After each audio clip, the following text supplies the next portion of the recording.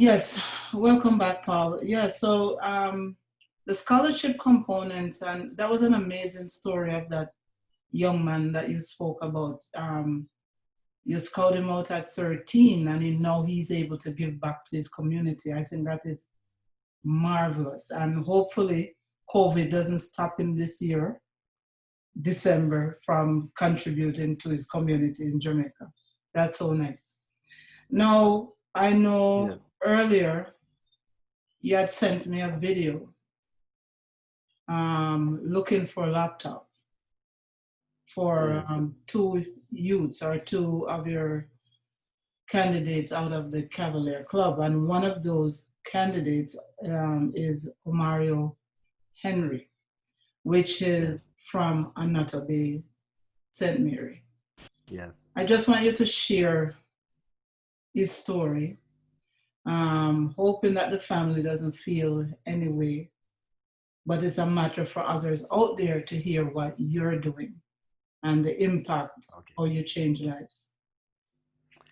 Okay. Well, Mario Henry basically came to my knowledge by someone that had heard about him also. He's a runner, by the way. He's not just a footballer. He's an all-round athlete.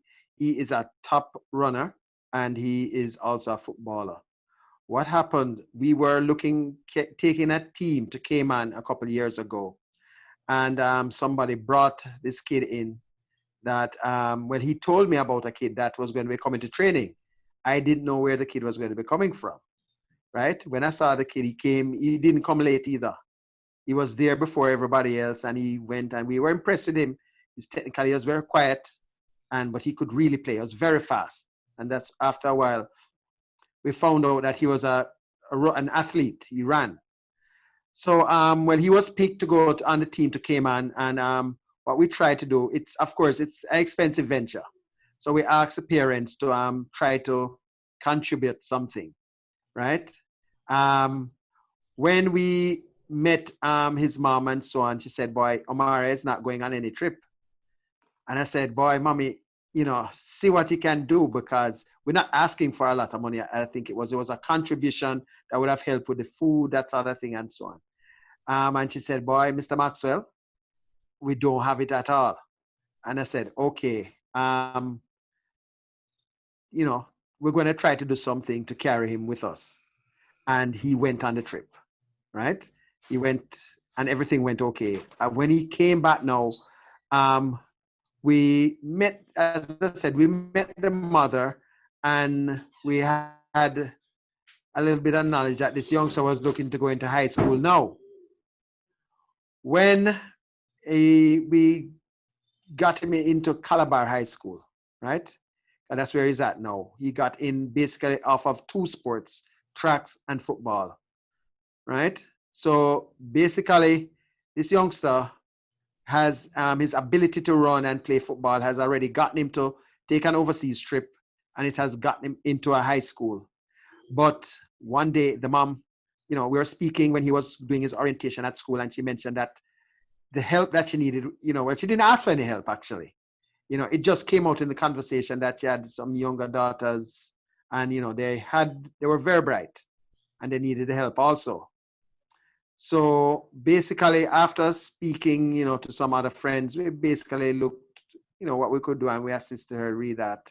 And I think all of them actually doing well because she has another son that has also gotten a scholarship at another high school, not through us though, but through he playing football, but somebody else has assisted him.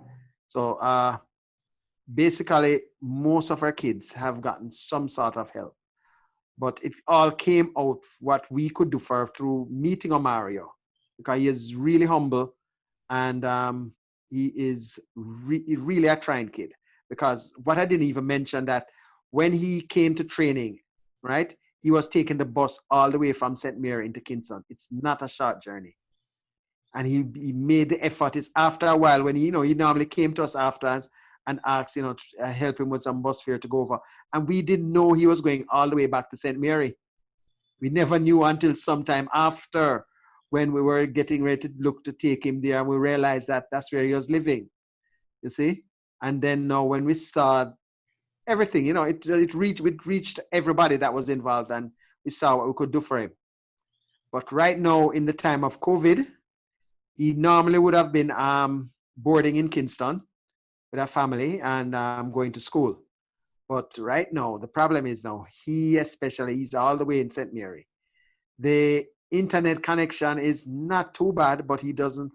A device, he has almost no form of device. He has a little phone that the screen is extremely small that he has to be trying to get see what's happening in the classroom and so on. So we said, hold on, let's try to see what we can do to help him. Because out here, the government has programs that helps some people, but unfortunately, his mom, you know, just isn't in that grouping there. So we see where if we don't do something for him, he's definitely going to probably fall through the cracks because so far, most kids here in Jamaica have been out of school for almost 2 terms, 2 school terms. So those that have no access to any form of device, it's as if they're on the road, literally. And there are so many of them, but we can't help everybody. But we try to help at least some because how we look at it, if we can even help him with a device, his sisters who are also there, it could help them also. You understand? So it's not just that a device is there for one person, but it can also extend to help some other kids. So, you know, this is something that personally, it's 2 of them, but the other one is really in need also. But when you look at that, this kid is, I don't know the distance of Anata Bay, to be honest, from Kingston to right now, right off the top of my head. But you know, it's a very long journey. So it's something that, for me, it's a pet project to help him and also the other youngster, Christopher Ainsworth, who he's in the corporate area here. He's also in a similar situation. But when you look at the amount of miles that Omari is and the whole background of everything, he's very well deserving for some assistance, you know, in that sort of thing. And I'm gonna agree. First of all, I'm from St. Mary myself and Nato Bay, so I know the journey to travel, and it's maybe about 45 minutes to an hour. I'm not sure where in the corporate area Cavalier is, but it could be a journey. Could be even an hour and a half, depending on traffic. Right. It's okay for him with that journey. Your journey would be by bus in a normal circumstances. For him coming, it's at least an hour and a half. At least an hour and a half. Yeah. Going back, it's an hour and a half. I'm not sure where you are, but I even to Constant Spring Road. Because he has to get another bus once he comes into Kingston, you know, and then that's another, you know, situation. So it's not one bus. So even if you take, if the time that you're talking about here is in the best of circumstances without any traffic, any roadblocks, yes, you can do it in probably close to 45, 50 minutes. But generally, when you're taking a bus that's going to be stopping, that sort of thing, it's not going to take that shorter time. Well, yes, and thanks for sharing that story about the laptop. Because earlier this year when the pandemic hit, a group of us here decided to start up a laptop campaign. So far, we've sent 2 laptops to Jamaica to deserving students who need it. And the next one that would be on the agenda would be for these 2 youngsters out of the Cavalier. We're working on that currently, right? But it's gonna take some time, but we're trying our best to put it together. It's a group of us working together to have that laptop. And, you know, we've always trying to help as much, but we've succeeded with helping 2 already that already gotten laptops and hoping that we can help some more. No, so thanks for sharing that story, Mr. Maxwell. Now, I wanted to touch on the COVID issue and the club and with the social distancing and all this stuff. But I'm going to take another break. And then when we come back, we'll continue on the COVID journey. Be right back. So welcome back, Mr. Maxwell. And I know you were mentioning about COVID, how it's impacting or affecting, especially, Amari with his the fact that he doesn't have the proper devices to study because of school. And are they back in school in Jamaica, or it's on everything is on? No, no, they're not back in school at all. Yeah, so with the As I online, said, yeah, with it's the online. online. It's online for, well, let me explain. The private schools are back on, but the public schools, the vast majority of the, well, almost all the public schools are still out. So you have some that they have had a test project with so far that they have started, some in the deep rural areas, because the COVID is not in some communities in the deep rural areas. But of course, there's a general fear from the population and so on. But generally, the majority of kids are still online, those who can get online by having a device. I think they had done a study recently, the Ministry of Education, that said that after there's going to be a significant displacement with a number of kids, because there are a number of kids that have been affected negatively, from being out of school for basically it's it's actually from March. Mm-hmm. From March, right? Roughly from March, they've been out of school. So there's a lot of kids that, the kids that would have taken their exams earlier this year wouldn't have been too badly affected. But the ones that are going to be preparing to do exams later on next year, external exams that would help to place them in university, that sort of thing, have get them qualified to work, they are going to be deeply affected. Then now the younger kids that are looking to take their primary exit profile, that's an exam that's used to place the kids in high schools, they are also going to be affected. So it affects everybody, but you have some various cohorts that are going to be affected even more than others. Wow, that's I never thought I would ever live to see anything like this. In terms Mhm. of school. Just imagine that, children can go to school. I remember when I was in Jamaica, transportation wasn't as frequent as it is now.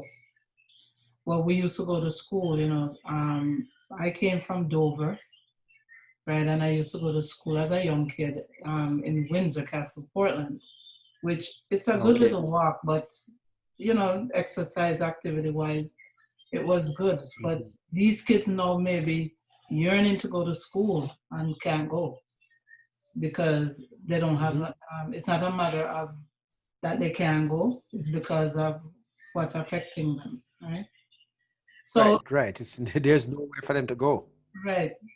So, in terms of Cavalier and the pandemic, what kind of measures are you practicing now, or you still doing your daily stuff? Okay, what's happening now? The youth program, the youth program has basically almost been, I would say, shut down because we can't get the kids out as yet. We have some of them on a Saturday morning that are coming out, but generally the majority of them, we can't really do anything with them right now, right?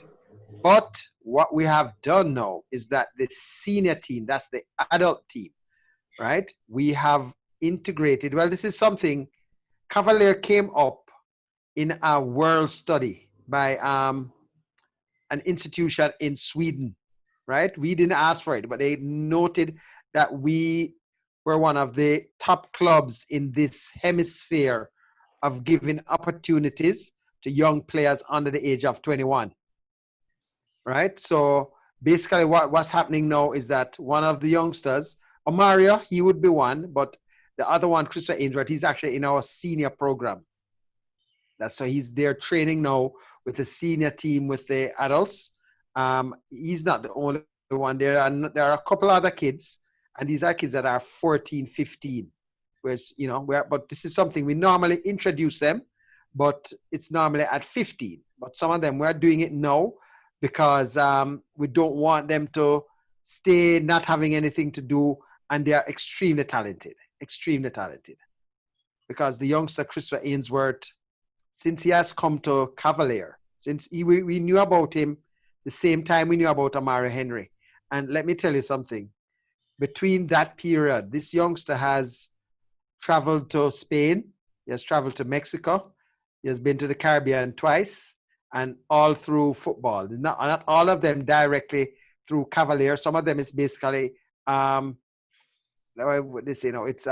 where he was sent by various organizations that saw him play, right? So he got those opportunities through that. But the COVID now has basically closed almost the entire football. Because technically there's no football playing now. There's only training because it's not open back up as yet. The government has not allowed any form of team sports to be open back up as yet, to be able to play, right? So that's the problem that we have right now.